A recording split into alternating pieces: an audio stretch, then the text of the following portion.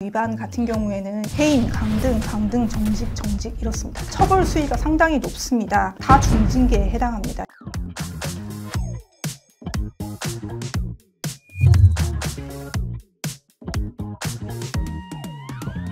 안녕하세요. 법무법인 발을정 군인방위산업센터의 김민지 변호사입니다. 오늘은 군인 징계 사건 중에 신고자 보호 의무 위반 사건에 대해서 소개해 드리도록 하겠습니다. 몇 년 전에 공군에서 성범죄 피해자였던 여군 중사가 사망하면서 좀 세간을 떠들썩하게 했던 사건이 있었습니다. 그 사건 이후에 신고자 또는 피해자에 대해서 보호해 주어야 한다라는 여러 제도들이 마련이 되었고 또 처벌 수위도 많이 강화가 됐습니다. 그래서 요즘 심심치 않게 이 신고자 보호 의무를 위반했다라는 이유로 징계 또는 형사 절차가 진행이 되어서 찾아오시는 분들이 있습니다. 최근 저희 법인에서도 신고자 보호 의무 위반으로 징계 사건이 게시가 되어서 그 사례에 대해서 좀 말씀드려 보도록 하겠습니다.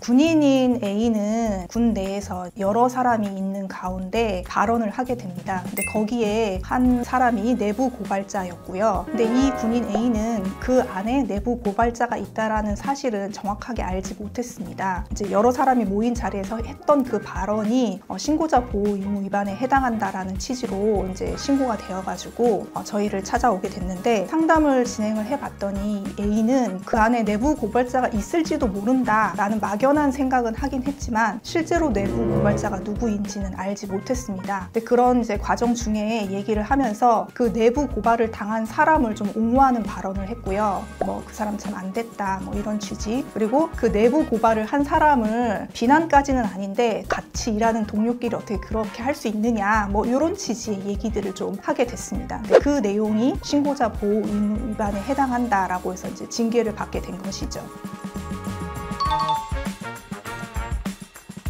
일단 이 신고자 보호 의무 위반은 국방부 군인 군무원 징계 업무 처리 훈령 별표 6의 그 처리 기준을 상세하게 정하고 있습니다. 별표 6의 신고자 등 보호 의무 위반 사건 처리 기준은 총 5가지 세부 유형으로 나누고 있는데 첫 번째가 신고자 등 색출 지시, 색출 시도, 색출 이게 있습니다. 신고가 들어온 경우에 사람들을 다 모아놓고 누가 신고했어? 이렇게 물어보면서 아는 사람 얘기해 이런 식으로 하는 경우 또는 신고를 한 신고 내용에 글자 같은 걸 보고 이게 누가 쓴 건지 이게 색출해내는 이런 경우들이 있고요. 두 번째로 신고자 등 관련 내용을 동의 없이 공개하는 경우. 이 경우는 술자리 같은 데서 주로 일어나는 경우가 많아요. 야, 옆부대에 누가 어떤 여군이 어떤 남군을 성범죄로 신고했대. 그 여군이 이렇게 당했다고 신고했대. 이렇게 얘기하면서 신고자가 누구인지 피해자가 누구인지 그 개인 정보를 노출하는 경우가 있을 수 있고요. 세 번째가 신고자 등 불이익 조치.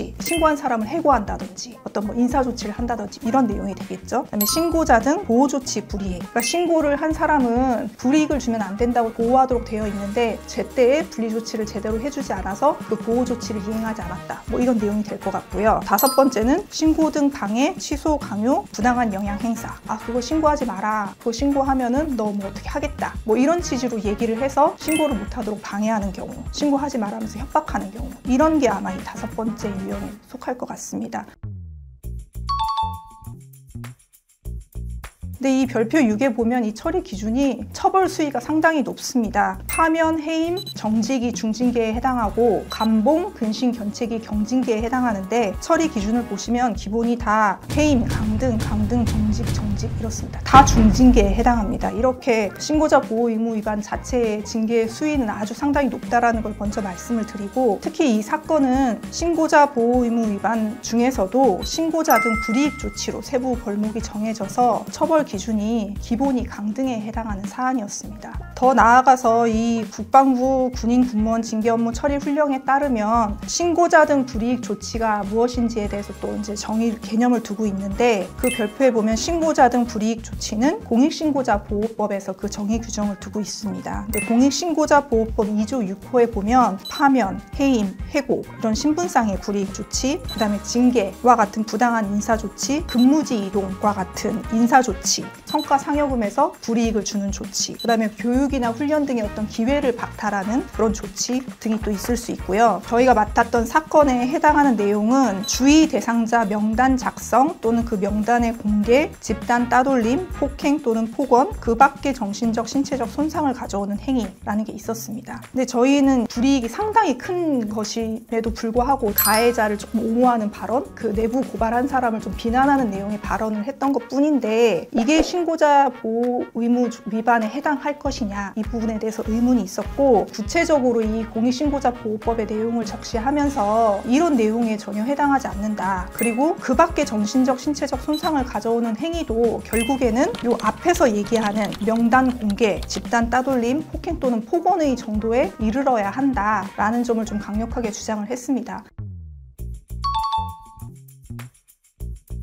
그렇게 이제 이거는 신고자 보호 의무 위반에 해당하지 않는다라고 주장을 하면서도 예비적으로는 신고자 보호 의무 위반에 해당한다고 하더라도 사안이 경미하기 때문에 선처를 해달라라는 취지의 좀 예비적 주장도 같이 하게 됐는데요. 신고자 보호 의무 위반에는 해당하지 않지만 다른 징계 벌목인 품위 유지 의무 위반, 기타, 그러니까 군인으로서 어떤 품위를 손상시킬 만한 발언에는 해당한다라고 저희가 판단을 해서 설령 신고자 보호 의무 위반에는 해당이 안 되더라도 다른 벌목 으로는 징계가 가능할 것 같다라는 판단이 들었기 때문에 예비적 주장을 좀 하기도 했거든요. 징계의 이제 결과는 징계 처벌 중에 가장 낮은 처분인 견책 처분을 받게 됐습니다. 예상컨대 아마도 이 내용이 되게 경미하고 신고자 보호 의무로 보기엔 좀 부족하다라는 부분이 위원들도 좀 이렇게 인식을 하고 있었던 게 아닐까 이렇게 생각이 듭니다. 신고자 보호 의무 위반 같은 경우에는 이 처벌 수위 자체가 매우 높게 설정이 되어 있습니다. 징계 사건이 진행 중이신 경우에 다 인정하고 내가 반성하고 있으니 좀 선처해 달라라고 좀 간단하게 생각하시고 대응을 하시면은 중한 처벌을 받을 수 있기 때문에 일단은 이 사례처럼 보호 의무 위반에 해당하느냐 안 하느냐도 문제될 수 있는 경우가 있을 수 있어서 신고자 보호 위반에 해당하는지 안 하는지 이 부분부터 먼저 법률 전문가의 조언을 받아서 좀 대응하시기를 부탁드리겠습니다. 이상 군인 징계 사건 중에서 신고자 보호 의무 위반 사건에 대해서 말씀드렸습니다. 감사합니다.